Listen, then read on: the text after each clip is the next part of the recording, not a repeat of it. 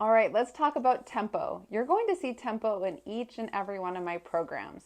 What's tempo? Tempo are those little numbers next to each of the exercises, and the reason that they're there is they teach you how fast or slow to move during each portion of the movement or exercise. Why do we need tempo? Well, tempo is really important to help us to create more time under tension. And tension in our muscles is the main component that allows for hypertrophy or muscle building. So it's really important that we learn how to utilize tempo. It also helps us to get better form, which allows for better quality contractions, which allows for better muscle growth. It also helps keep us safe from injury. So there's lots of reasons why we don't want to ignore this in the program. So let's talk about what those numbers mean. They're always going to be written in the same order, but the movement may start in a different place in the numbers. So for example, if you see 3010, this first number is always going to be the eccentric or lengthening portion of the movement. So think about your muscles getting longer. So this would be the eccentric.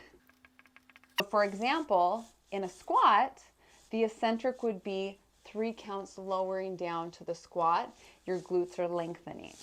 Then this next number is always the pause at the bottom of the eccentric or the end of the eccentric. So this is always going to be the pause.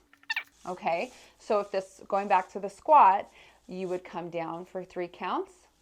Those glutes are lengthening for 3 counts, and I'm not asking for the pause at the bottom. Then this next number is the concentric. This is when our muscles are getting shorter. So in the example of the squat, it would be how long I want you to be in that concentric portion, or like raising up in the squat. And then this number here would be the pause at the end of the concentric. So in a squat, for example, I would say, oh, my tempo is 3010. So I would come down 3 counts, not hold at the bottom, come up, no pause at the top. Notice how it's keeping the tension really constant, and that lowering portion is making the movement harder. Well, if I wanted to make it even harder in a squat, I would add a pause at the end of the eccentric, right here at the bottom of the squat. I probably would not, in a squat, add a pause here because there's no tension there, and it's not hard work at all. All right, so let's use this example. Like, what if you had 3011? Well, in the case of a bicep curl, this would be a tempo I would use for a bicep curl. But we're starting in the concentric for a bicep curl. So we're starting here, up for 1 count, holding for 1 count when the tension is greatest, and then slowly lowering, creating more time under tension, and not pausing at the bottom there because there's no tension there.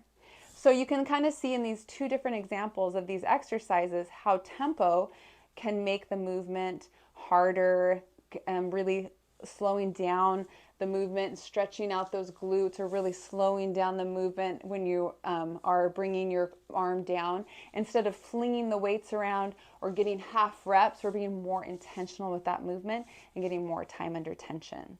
So remember, this first number is the eccentric or lengthening of the exercise. This is the pause at the end of the eccentric. This is the concentric when the muscle is contracting or getting short. And this is the pause at the end of that concentric.